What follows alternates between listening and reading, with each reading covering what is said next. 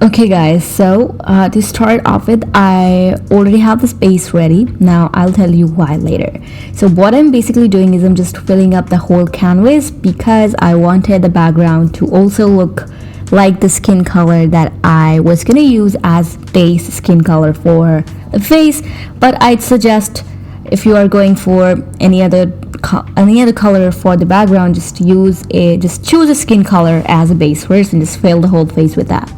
Now once you have that, what you want to do is you want to create a new layer just above where you have the base skin color ready with you, and in the color palette that I'm going to be providing you down in the description, you have to pick a color which is slightly darker than the very light skin color that I have in the palette. Now we are using this color to create a base for shadows, and this is just a base, not even a base. This is just going to help us later in deciding where we want to put more shadows, more depth, and where we want to put highlights.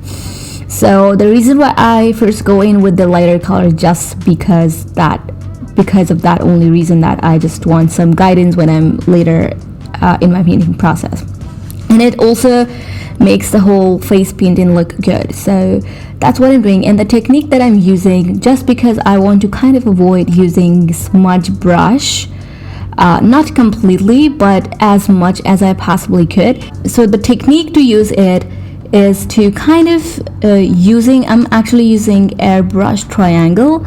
Use that brush and make sure that you're putting less pressure onto the screen while you're doing so, because what it does, it actually makes it easier to kind of blend colors together. Because we want to avoid using smudging tool too much, we can use smudge tool, but we don't want to overuse it. We don't want to abuse that little guy. So the reason being, because it sometimes does, washes out or just blurs out everything, and that doesn't look good. And whenever you're painting skin, just make sure to have a good balance between soft looking shadows, highlights, and harsh looking shadows and highlights. And that is the reason why I kind of try to avoid using smudge tool as much as I can, so that the painting is not looking blurry or just washed out.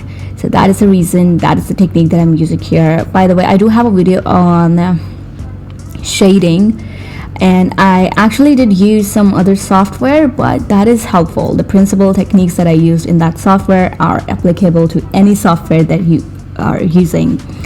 And yeah, also the reason why I had the eyes, eyelashes, eyebrows, lips ready is because I just wanted to focus on the skin part of the portrait painting. I'll be making videos on those as well. I do have a video on how to draw eyebrows on Ibis paint. Do check that out. I also have a video on how to draw and paint hair on Ibis paint.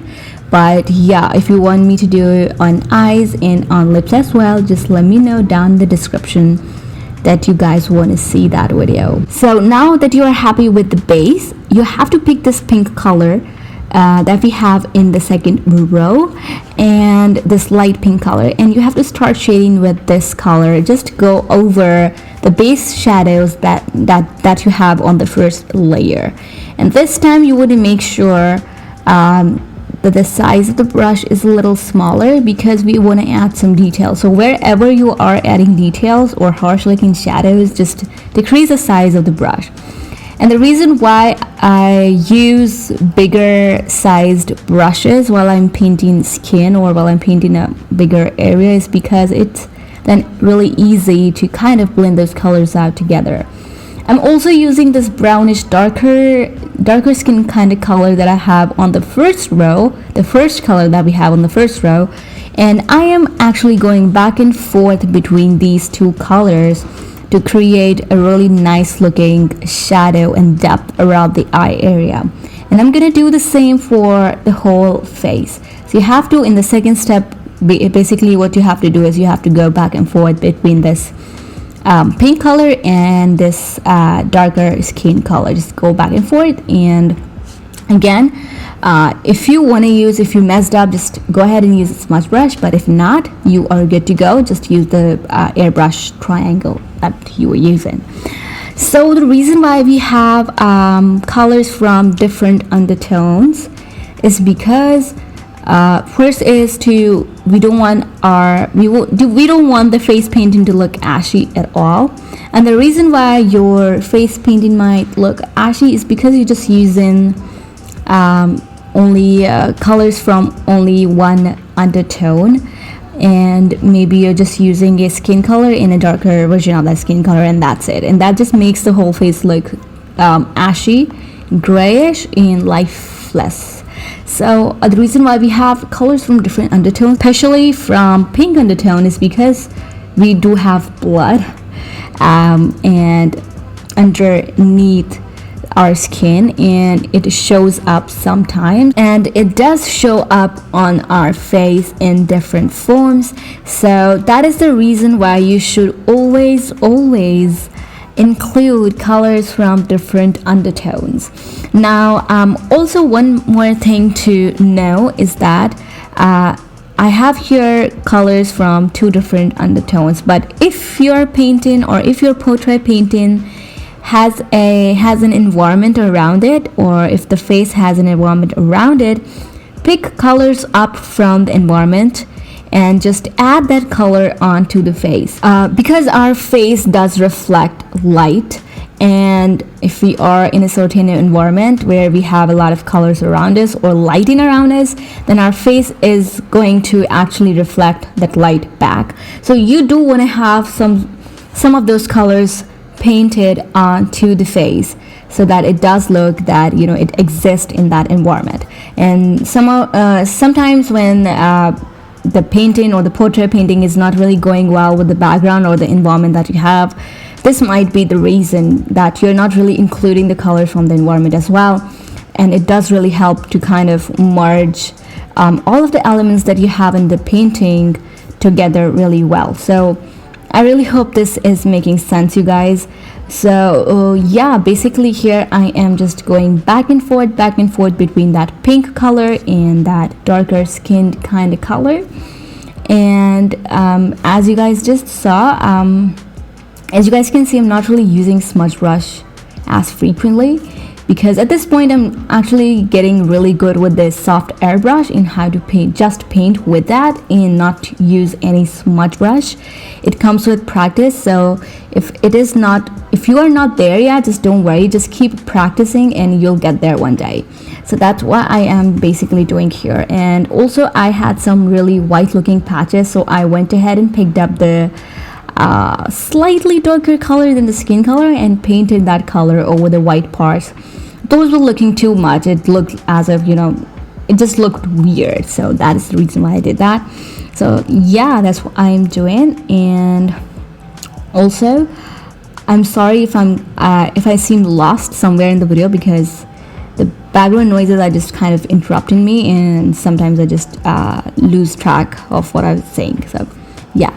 Now once you're happy with that base, what you want to do is you want to pick up this dark maroonish kind of color, and what you want to do is wherever you have the dark shadows onto the face, just touch this color really light-handed, really lightly, just touch onto the screen where you want to add this color, add more depth, because we don't really want it to look too much, because we are painting a light skin tone.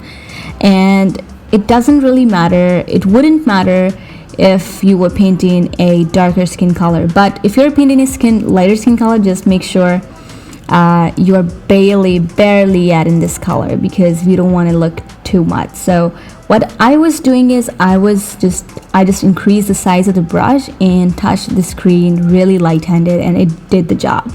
So that's what you want to do as well. And if you want to skip it, you can skip it, but it does really add some depth to the face, and that's the reason why I love adding this color. Now once you are ready and happy with that, we are going to do blush, and I'm adding a new layer, and I'm adding that layer just between the 2 layers of shadows. And I'm picking up this color that I have on my palette, this pink color, and I'm adding it as blush. And you want to add it on the cheeks, on the nose, and a little bit of goes onto the forehead as well. And if your portrait painting has a neck, then go ahead and add this color onto the neck as well. Now as you guys just saw, I just kind of saturated the color because I just wanted to kind of pop those cheeks out a bit more, and I added just onto the cheeks and nowhere else. So that's how you do blush. Now once you're happy with the blush, what you want to do is, this is the time to add highlights, and this is my favorite part, you guys. I love highlighting face. So I'm adding a new layer again, and I'm using white color. And also, if you're painting a dark skin tone, don't use white color to highlight the face, because it'll be too much. And if you're painting a darker skin tone, just pick a light skin color. Just that would work really well. So I'm using white color and using the similar brush, soft airbrush triangle, and I'm adding highlight on the tip of the nose and the bridge of the nose and the cheekbones, and also a little, not a little, but a bigger dot onto the forehead. It really does, makes the whole portrait look a lot more realistic and really, really good. Not even realistic, it just looks so good and glossy and so glowing. So I just love adding that highlight onto the forehead as well. So with this too, just try to avoid using smudge brush, and just make sure you're doing it just by using the softer brush triangle, and just be really light-handed when you're doing so that you don't really have to use much brush. So that's what I'm doing. I do have a lot of videos on highlighting and stuff like that, so do check this out. I did use some other app, but those principles are applicable on any software that you're using, so that doesn't really matter. So that's what I'm doing, and it's really, really simple, you guys. Just try, practice, and you'll get really good with it. So yeah, that's it for today's skin shading tutorial. I really hope you guys enjoyed this video. If you did, give this video a big thumbs up. Also, if you do create something out of my tutorials, or if you do paint skin after watching this tutorial, show me the results on Instagram. I'd love to see those. I'd love to review your painting and give you some suggestions. So go ahead and follow me on Instagram and send me your drawings and paintings. I'd love to see that. Other than that, I really hope you guys enjoyed this video. Share it with your friends who might need this. Yeah, just subscribe to my channel, and I will see you guys in the next one.